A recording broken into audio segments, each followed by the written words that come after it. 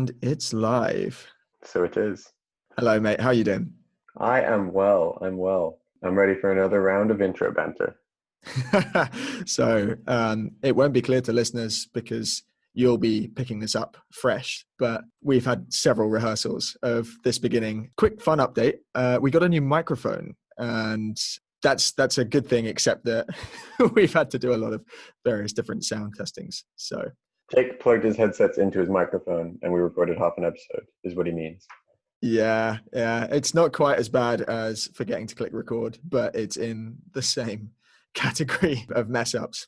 It's nice that we got a microphone. Yeah, and meaning this to sound grateful rather than smug, but it's really cool that we have enough listeners to justify getting some proper kit for this podcast. Because when we started out, we were super cheap about it and just recording conversations on Zoom and spending zero money. You know, you say in the beginning, it's like as starting out, we're only 3 episodes in, but yeah, I think we're in terms of listenership, based on the stats that we can see and I've been finding online, we're in the top 20% of podcasts in the world. Shout out to whoever's listening to us from Albania, from Bangladesh, from Bermuda. You love to see it. One dude in Norway. Awesome. So, hi everybody. I'm Jacob.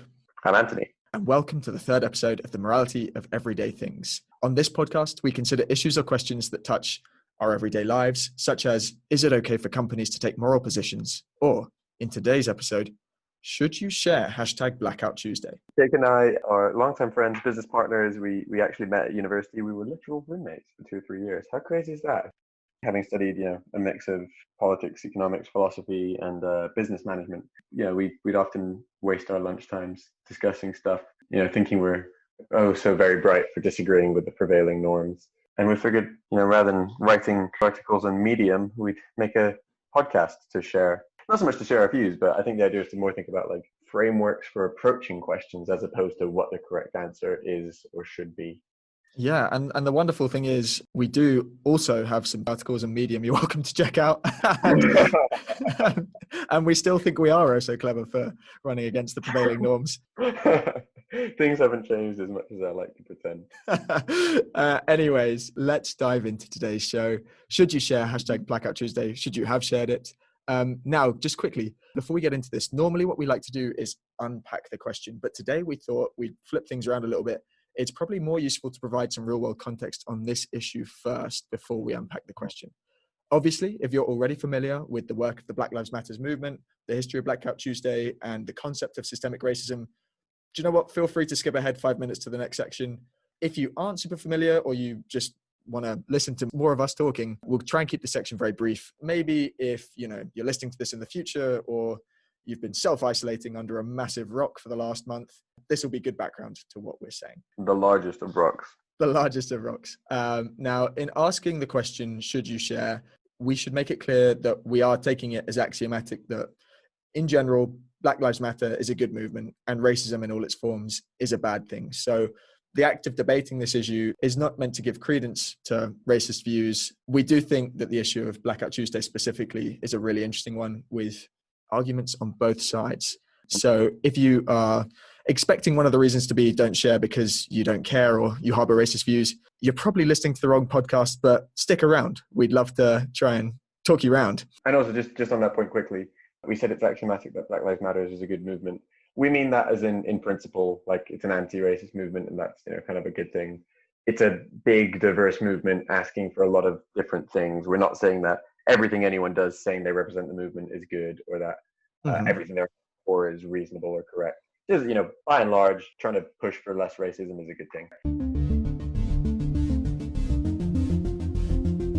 So first up, what is Black Lives Matter? I'm sure you're all familiar with this, but Black Lives Matter is an organized movement advocating for non-violent civil disobedience in protest against incidents of police brutality against African-American people. It started back in 2012 when George Zimmerman shot African-American teenager Trayvon Martin. A year later, he was acquitted, and that's when the hashtag Black Lives Matter movement began on social media. It garnered more national recognition for street demonstrations following the deaths of 2 more African-Americans, Michael Brown and Eric Garner. But this year, it reached a whole new level. It got international attention following the death of George Floyd by police officer Derek Chauvin in Minneapolis, Minnesota. I think it's fair to say now it's more of just a general anti-racism movement, which is why it's spread to other parts of the world. Mm-hmm. Now, what is Blackout Tuesday, the second part of this? So Blackout Tuesday was a specific collective call to action against racism. It originated within the music industry. It was in response to the murders of George Floyd, but also Ahmaud Arbery and Breonna Taylor. It took place on Tuesday, June the 2nd, 2020, so a month ago from the time of recording this podcast. And in essence, the guys who organized it wanted people to share a black square with the hashtag Blackout Tuesday and fill social media feeds with this simple image of a black square in solidarity against racism. And then the third thing to discuss here quickly is, what is systemic or structural racism? And we should make clear, when you talk about systemic or structural racism, this is a big and very nuanced issue, and there are far better writings about it than what we're going to discuss here. But just to give you a brief overview, we're not talking so much about hate crimes or really explicit cases of mistreatment. Those are the kind of things that are obviously racist. Structural racism is more institutional. To give you a brief definition, it describes a system in which public policies, institutional practices, cultural representations, and other norms work in various, often reinforcing ways to perpetuate racial group inequality. So it's not something that people necessarily choose to practice, but it becomes a feature of social, economic, and political systems nevertheless. Yeah, I think it's interesting. We'll quickly discuss a study here to kind of highlight this point. I think the overarching point that anyone can kind of get and agree with is that unless you are a racist eugenicist, that is, that you think that different races are genuinely better than others, there's no real justification for the fact that certain ethnic minorities are massively and consistently overrepresented in lower economic strata, i.e. they're disproportionately poor. So, for example, when you hear a stat that says X percentage of people in prisons are black, which is, totally disproportionate with the number of black people in society, a racist interpretation might be that, that's because they're more inclined to commit crime. That's a view that we do not agree with, and it's not even worth engaging with. But yeah, basically structural racism would be an argument something along the lines of, it's because they're consistently in more difficult situations because public policy hasn't been effective in helping them, but also other poor people in helping them kind of get out of situations where crime is a rational response to their surroundings. Yeah, here's a little experiment that was done that I read about in The Logic of Life by Tim Harford. It was by a professor called Roland Fryer, and it just kind of highlights how totally arbitrary structural influences can end up kind of keeping a group down. So in this study, they take a classroom, they take a small number and say that they become a company trying to hire the best candidates possible. And they split the room into two. They split them into purples and greens. And every purple and green is given a card. And on the back of the card, secret, is a productivity number. And the point is, obviously, the hiring company has to pay a hiring cost to find out the productivity number on someone's card. And the different groups can invest in education to improve their productivity, right? That's some personal cost to them. So they start out, they've done this experiment many different ways. They can start out randomly, having the same distribution. They can have slightly different distributions between the groups. Sometimes they'll enforce one group to have a lower productivity than the other one. What happens is, essentially, when a group forms a reputation for having a lower productivity, it becomes rational for the companies to disproportionately interview members of the group that has the reputation for the higher productivity, right? This then creates kind of negative feedback loop, whereby if you're from, say, the purples, and the purples are less likely to get interviewed, then you're less likely to invest in education. In this case, remember that that's a feature where you pay to improve your productivity, because obviously the chance of that translating into being hired is lower for you. And this is just like a negative feedback loop. And we can see that for something totally arbitrary, purples and greens, it's become statistically viable, rationally correct to choose one group over another for a totally arbitrary reason that, generally we'd say in the midterm shouldn't affect productivity. But it becomes systemic and rational and non-prejudicial. So in essence, what you're saying is that these statistical biases can emerge, and these are nothing to do with prejudice. It's just a kind of correlation effect.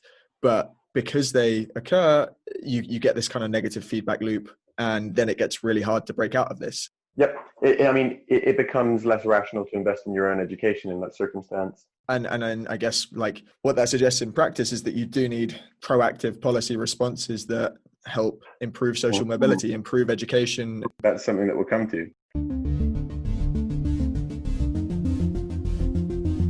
Now, if you've skipped ahead, this is the right point to start playing. We've just given a brief history of Black Lives Matter, Blackout Tuesday, and structural racism as a concept. Now, let's unpack today's question, which, as a reminder, is should you share hashtag Blackout Tuesday? And do you want to unpack this question for us? Yeah, so just a quick reminder for, in case this is your first episode, it's always important to carefully think about any philosophical question, what it really means, what it's pointing at, what's the quote unquote real question. And also sometimes to kind of abstract away from distracting context that has strong emotional connotations. So I think in the case of Blackout Tuesday, it might be helpful to rephrase it to kind of get away from that baggage as a phenomenon whereby people were encouraged to propagate a viral post on social media in the interest of a good cause. So we'll back away from what the specific cause is. So if you're being asked to post something on the internet in the interest of good cause, I think there's a couple questions that might pop up. Do your motives matter to the moral worth of your actions? In other words, and touching on something from the previous episode, hashtag listen to episode 2. I don't think that hashtag is going to trend. The question is, can you be doing the right thing if you're doing it for the wrong reasons? I think it seems kind of foreseeable, dare I say, predictable, that if something's an Instagram trend, then you might want to question whether the moral substance of whatever the message is really the primary concern for a lot of people. I mean, remember, this is, Instagram is a feeding frenzy of advertisers and personal profiteers, building your own brand, building a company brand, etc. And the reason this is interesting is because on an intuitive level, it does seem to feel like it dilutes moral value if you're doing things for the wrong reason, right? We'll explore a couple examples of that later, but the real reasons could be totally inane. You haven't even thought about the issue. You're just doing it because your mates are doing it, groupthink. They could even be malicious, like as we mentioned earlier, feeding frenzy of advertisers. It's a good opportunity to cash in, to build brand, but you don't actually care about the topic at hand. And then also, obviously, with anything on social media now, especially something disruptive, there's the risk that foreign powers are trying to use it to destabilize societies in the West. Dun, dun. Big one. Okay, I think that's the first thing. And then the second thing that was interesting that I don't think it's fair to say that this introduced this dichotomy, but I think it's fair to say that it popularized it, or certainly there were a lot of posts explaining why you should do Blackout Tuesday that kind of use this dichotomy. And it was a discussion of racist versus anti-racist. And yeah, the implication was that doing nothing was obviously not as bad as being actively racist, but it was still wrong. Do you know what? I mean, I may be misinterpreting it, but it seemed to me as if that sort of racism v anti-racism dichotomy was pushing people into saying, doing nothing is actually tantamount to being okay with racist outcomes, right? Like, if unless you're anti-racist, you are by default being racist in this circumstance. Yeah. I think, that's fair to say. And it's one of those moral positions, a bit like abortion versus anti-abortion, where the question isn't, doing X or doing Y, and there's an alternative where you just kind of don't interact. You have to interact with it. You have to take a stance one way or another. I think that's the point of this whole anti-rape, because in the case of Blackout Tuesday, their point is not sharing is a choice. It's not a case of you can do X, you can do Y, or you can stay out of it. Staying out of it is the Y to the X of doing something. I think there's merit to this. I think it's interesting. But the introduction of the necessity to be anti-racist, as you've described, I think stokes some resentment. I think people, firstly, don't like being told that they must do things. As a result, some number of people probably felt something along the lines of, I'm not actively racist. And all the issues that this kind of relates to totally predate me. Why am I obliged to not just not be racist, but to actively fight racism? We'll come to some examples that kind of explain this from our perspective. But overall, the point is to ask for help is a very different proposition to compelling action on the basis that it is owed.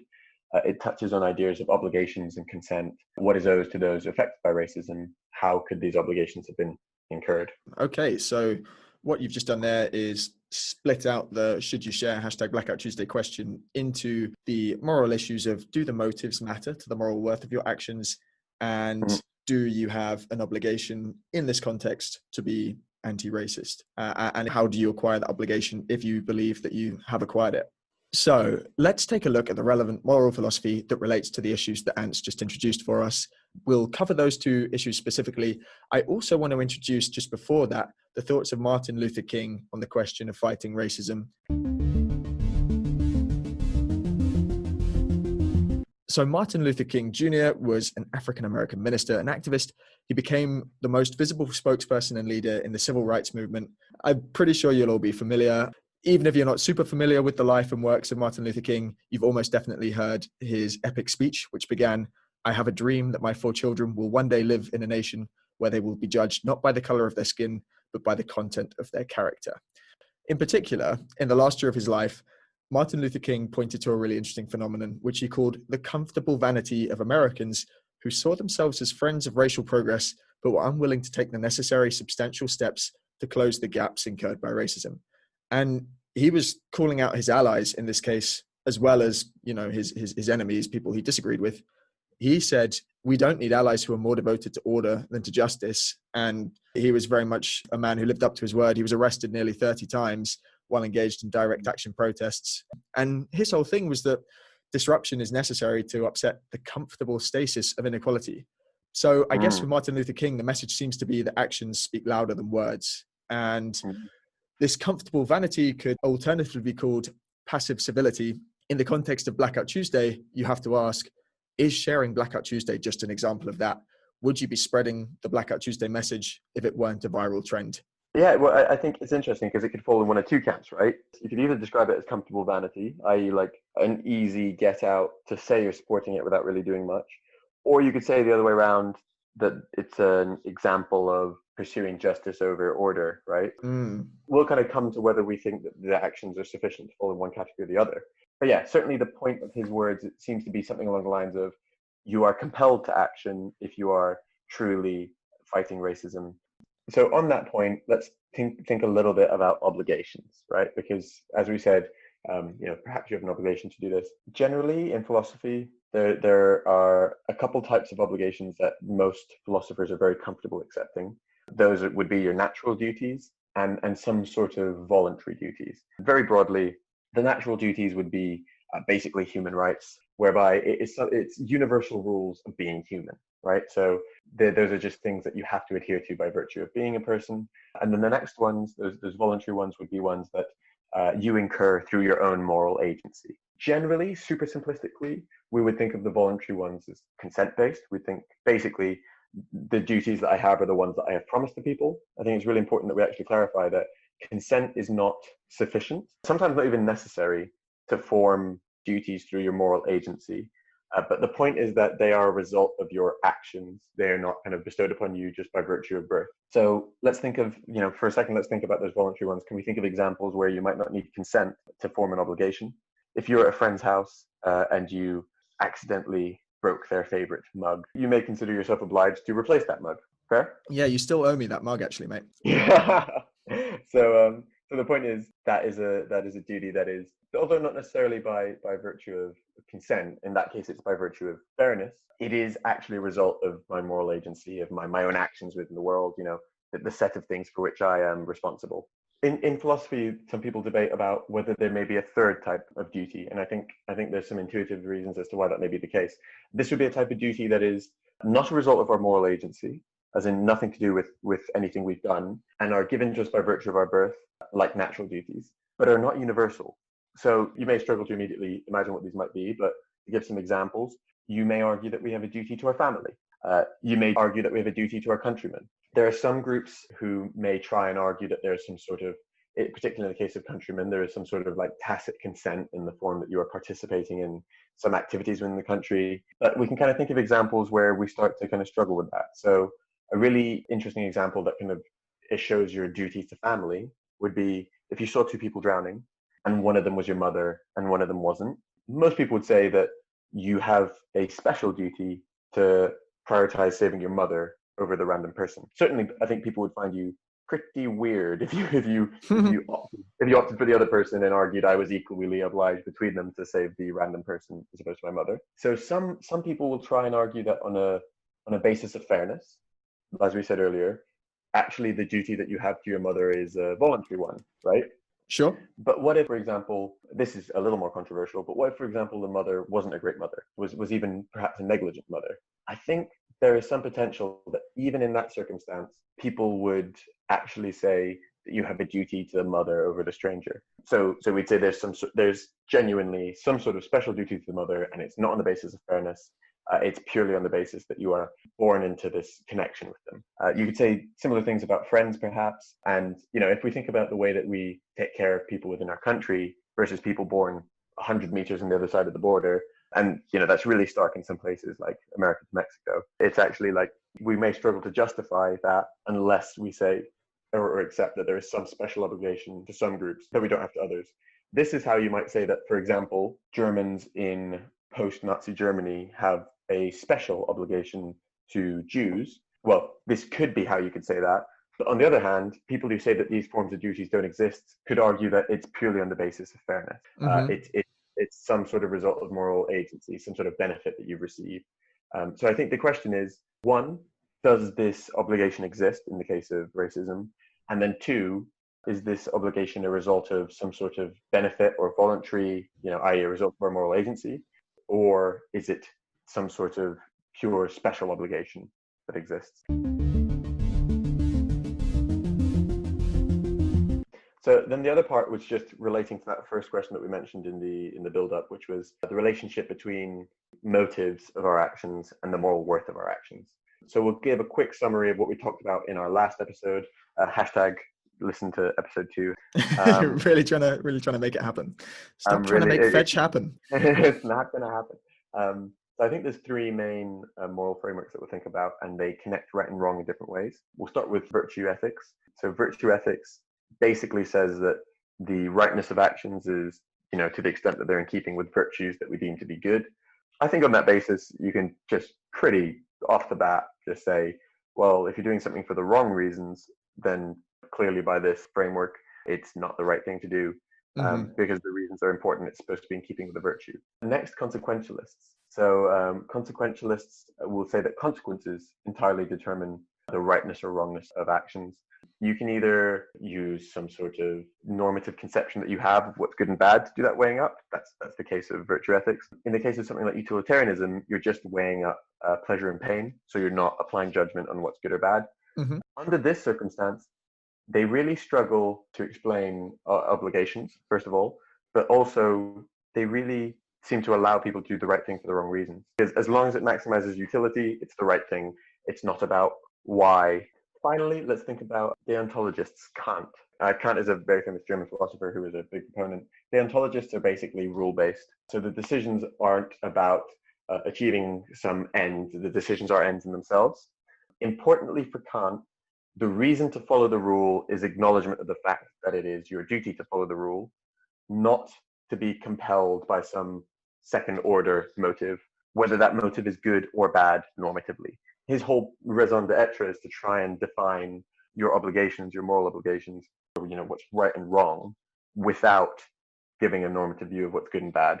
So in his eyes, doing the right thing for the wrong reasons is wrong, but doing the right thing for good reasons is also wrong. The only reason to do something is acceptance of your duty to do that thing. Giving to charity because it feels good or, is not the right thing. The only morally justifiable reason to give to charity is acceptance of the moral duty to help others. Cool. Okay, thanks. So that gives us some good philosophical frameworks with which to weigh up this argument. Now, at this point in the episode, let's get into the debate. And we thought we'd do something a little bit different on this podcast. We thought it would be fun for us to actively take one side and the other and have it out as a proper debate rather than have us just kind of like talk through the argument in the same format as before. So this is a test run. Let's see how this goes. So I'm going to argue the side of why you should share hashtag Blackout Tuesday or should have shared it. And essentially, I have 2 arguments. My first is that you have an obligation to be anti-racist, and the request to share hashtag Blackout Tuesday reasonably falls within this obligation. My second argument is, even if you don't have the obligation, we can forget about obligations. The act of sharing net does good, and therefore it's the right thing to do. So that first argument would be the deontological argument, or perhaps a virtue ethics-based argument, right? Sure. And then that last one that we described is basically consequentialist, and it's just about weighing up the pros and cons. For my part, I'm going to argue why you shouldn't share. My arguments are essentially the opposite. First of all, on what basis could you say that there isn't an obligation to be anti-racist? And even if there is some obligation to be anti-racist, to what extent could you say that this specific action doesn't fall within that obligation? And then setting the question of obligations aside, you could argue that even if there is some merit to it, it net doesn't actually do good to share this. So that first argument is kind of deontological, and that second one is consequential. Cool. Now, obligations are a big theme in both our arguments. So I think we need to talk about that quickly before we talk specifically about Blackout Tuesday. The question around obligations is, do you have a duty to be anti-racist? So why might you have an obligation to be anti-racist? What do you think, Ant? So I actually personally find the most compelling reason is on a basis of fairness. So in the case of racism, there has been, and that's both explicit, like slavery periods, but also kind of institutional racism, there has been clear benefit to groups. So in the same way that you can form a political obligation because of the benefit that you get from the community that you're a part of, you can have an obligation to rectify a benefit that you've been basically extracting from other people. So to give a really clear example, if you're the first generation after slave owners and you live in a huge house because your parents ran a plantation, then obviously you've benefited. And in that case, to not be advocating to bring back slave ownership is not sufficient, right? Like you clearly have an obligation, I would say, to help the people who have basically been the basis for you amassing wealth. And, I know that now it's really obfuscated from that really clear example, but in essence, that's, if we start from that starting point, that's a hugely disadvantageous starting point. That was to the benefit of someone else. But then even around that, structures start to form that benefit people. People say like affirmative action is unfair, but so is the bias that means that they've been getting easier access to universities and credit, etc., for ages.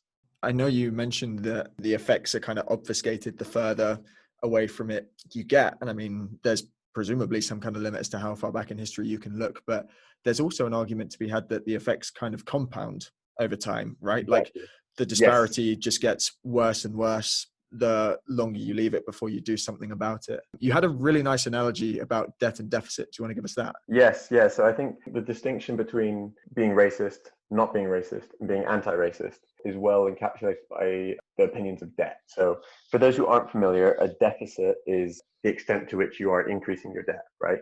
And we see often in, for example, modern politics, because loads of countries are in debt, they're saying we need to bring down the deficit. So to say that you're not racist would be akin to saying we should bring down the deficit, i.e. we shouldn't continue adding to this. Mm-hmm. But to be anti-racist would say, no, we need to clear the cumulative add up of this issue that we've had over time, i.e. we should actually clear our debt, right? And that takes a period of surplus. So by analogy, you're saying it's not about just stopping things getting worse. You actually have to proactively make them better. You need to clear the cumulative debt that you've built. Okay. And just to argue the other side, why might you not have an obligation? I guess there's a couple of ways that you can look at this. The first thing you could say is that special obligations aren't really a class of obligations that you believe in. Racism itself isn't encapsulated by the set of natural universal obligations. And therefore, it's an obligation that you have to opt into to be anti-racist. It's not something you can be compelled to be. You have to consent to it, either actively or tacitly. There's also that big strand of argument that you can't apologize for a crime that you didn't commit. So that's one theme. And I guess the other theme to say that you don't have this obligation would just be to contend with that dichotomy that actually being not racist is clearly not the same as being racist, i.e. X can't equal not X. That, there is that third option. Really sits in a murky territory, right? But I do actually sympathize with the cases of Germans and Jews. Where then do you come down on this? First of all, do you think you have an obligation? And then secondly, do you think it's a voluntary obligation? Or do you think it's a member of a set of special obligations which do not require consent? You do have by virtue of birth. It's a tricky one, isn't it? It's a really gray area. I'm a fan of the racist, anti-racist dichotomy. I suppose in that way that sometimes moral reasoning just kind of takes you to a point where you have to kind of base things on gut feel. I feel like we do have that obligation. I think your debt deficit and fairness points I probably find the most persuasive when we're looking at this issue. So I guess for me, I'd come down on the side of you do have an obligation. I think if you want to believe in special obligations, then I think it falls neatly into that category, and I'm happy to buy into that. But if you want to discard them as a concept, I think you can make the case based on fairness. Yeah. Well, I mean, it could fit into both classes, right? Because this is a special case where a wrong has been done and a clear measurable benefit has been extracted, right? Yeah, I think between us, we're happy to conclude that we do have the duty, but we can put that to one side, because as we argue the rest of the debate around Blackout Tuesday, you can assume or not assume it. So I'm going to take the side of why you should share or should have shared Blackout Tuesday. So the first argument I'd make for why you should share this is that you do have an obligation to be anti-racist. We've talked about that already. Let's take that as an assumption. I'd say that the request to share this post reasonably falls within the scope of being anti-racist. Even, okay, let's say it's not the obligation to be anti-racist specifically. You could argue that there are other duties that we have, showing respect to people regardless of creed or color, trying to make the world a fairer place, helping people. You can look at it from the framework of any of those duties and say that actually sharing this post is a reasonable fulfillment of those duties. There's not a bad analogy here with voting.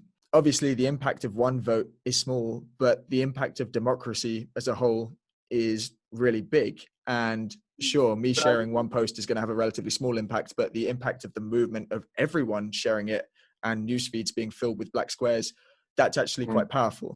And then the second strand of argument, as I mentioned before, was you can forget about obligations and look at this purely from a consequentialist point of view. And you can say that sharing hashtag Blackout Tuesday does net good. And let's just look at this. So firstly, there's the argument that sharing the post spreads awareness of the issue of anti-racism. As a quick fact, and I'm sure it grew larger than this, but on the 3rd of June, so the day after, a stat said that it was shared over 24 million times. This is a great way of demonstrating support for the issue of Black Lives Matter. And it all comes together as a good display of solidarity. And if you want to look at this just from the consequentialist point of view, you're doing a kind of cost-benefit analysis there. Another point to make is that the cost is really low. So it's a really minimal effort thing to share this post. It might make you feel good. It signals a positive virtue. Again, we've talked about spreading awareness. So there's a lot of good that comes out of a very simple action. There's almost no reason not to do it. Well, isn't there, Jacob? Well, let me try and challenge you there, okay? So it's minimal cost and it does good. So you should be compelled to share by that consequentialist argument. I'll come back to the duty-based one in a minute. Mm-hmm.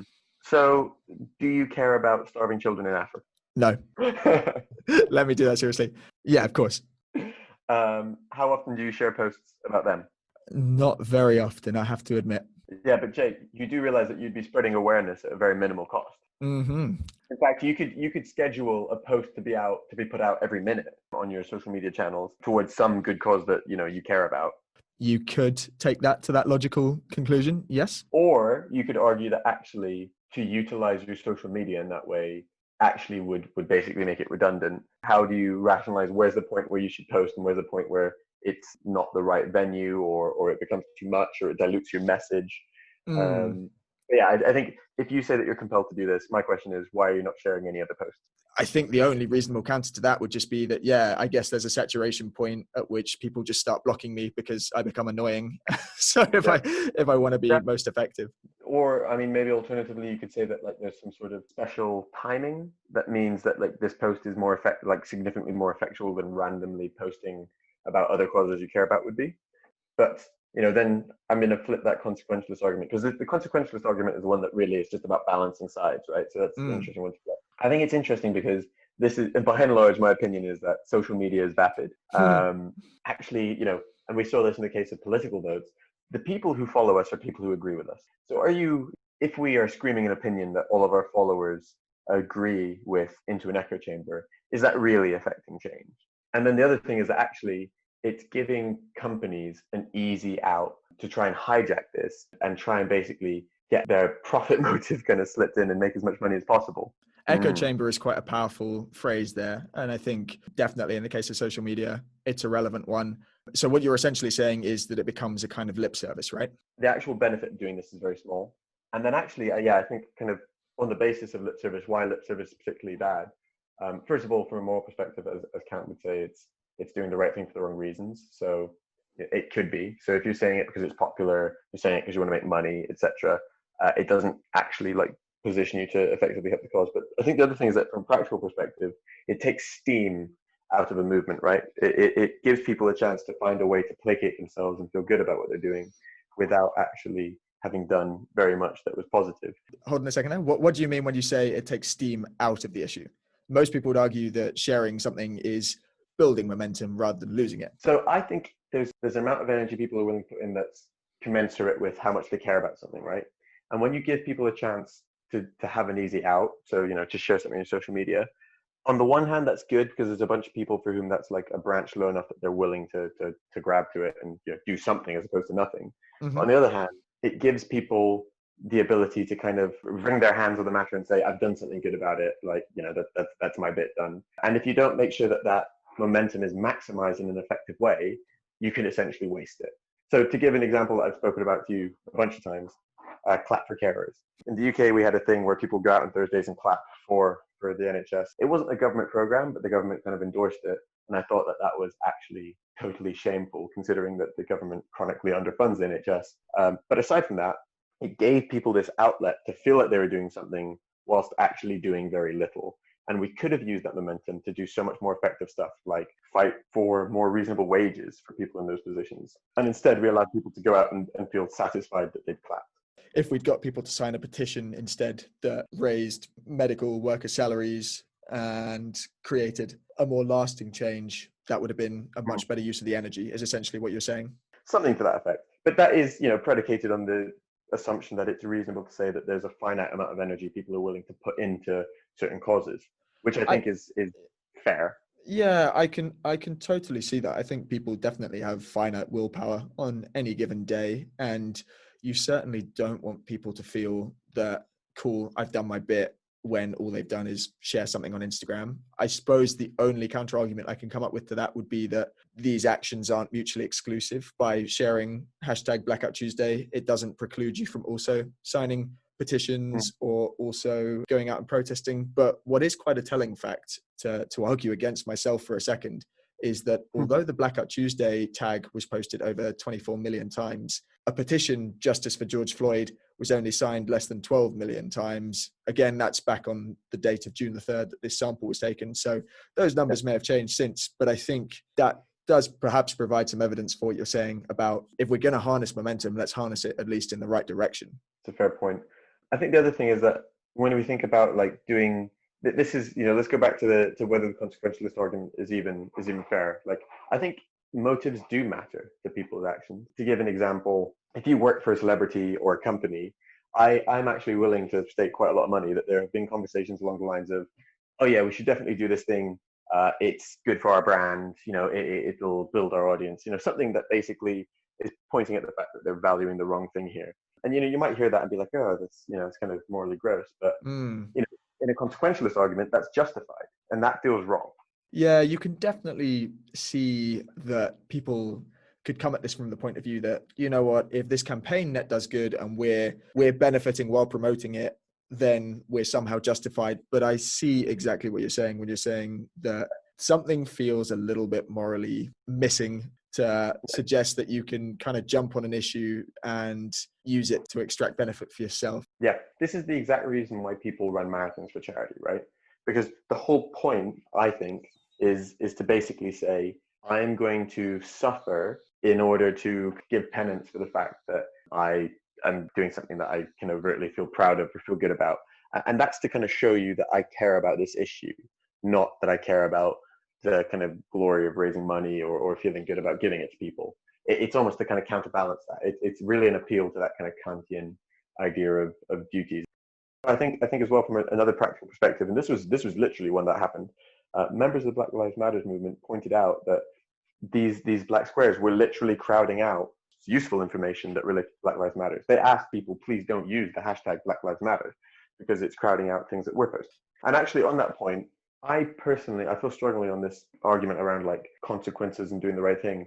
Part of the reason I think that it's dangerous is that, and this could even be from a midterm utilitarian perspective, if we allow people to do things which coincidentally have the right outcome, and I say that because you could be acting with the intention of making profit or maximizing your profile, and it happens to be good. So, you could be a company who's like, oh, like we should do this because it makes us look good and endears us to users, right?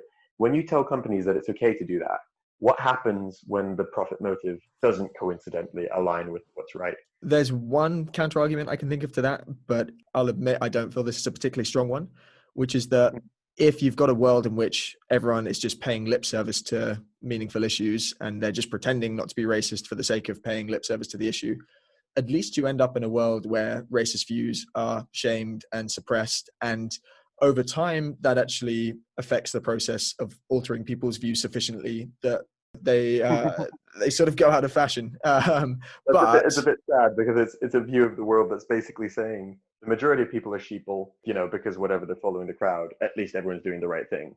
But, Do you agree with that? I do. And I think you make the point quite well, which is that, sure, it's all well and good when at least it's a good cause that they're getting behind. But what if it's not a good cause? It's not hard to think that a profit motive could align with a bad cause, and actually then you've got companies jumping on a really negative bandwagon and building social momentum towards something that we don't want. And this is how stuff gets really bad. To be fair, that probably exists. We probably just are on the other side of that divide and don't see it because we're not interested in those companies.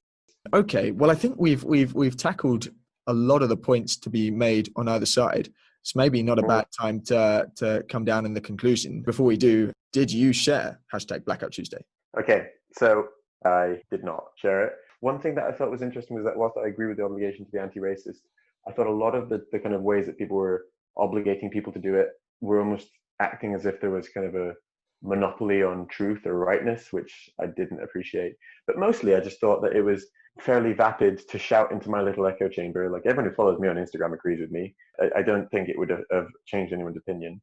And to clarify, I have shared posts that I thought were interesting, relevant, informative, helpful, such as there was one about the NYPD where it was like the amount that they're spending, fighting suits every year is enough to provide free bus transport for everyone. That's a post I shared. Wow. Did you share it? No, for my part, I didn't either. The main reason for that is that I don't have Instagram. But I think even if I did, well, mostly it's that I really don't like social media. I'm not a big fan. This is a view that you'll become familiar with over future podcast listeners. And I think even though, in the process of researching this topic and coming up with arguments in favor of why you should share, I began to convince myself more and more that sharing wasn't a bad thing. At worst, I think it was a neutral thing. But I do think I really buy into the argument that you made around social momentum, the momentum for positive change. I think sharing a black square, at the end of the day, it's a nice awareness campaign, great PR, but what's really changed at the end of it? Perhaps a lot of people have taken time to look into issues, become better informed, and that's all well and good. Awareness is not a bad thing. I definitely But it's also not the only way to spread awareness, right? Like I said, I shared posts that I thought were helpful. Exactly. It's not the only way to spread awareness. And there are just, I think, better ways that you could harness people's energies that would affect more real change. Outside of social media, like go and actually do something. Donate some money. Like I donate money to causes that I care about, but don't post about it on social media. I now broadcast it on this podcast, apparently.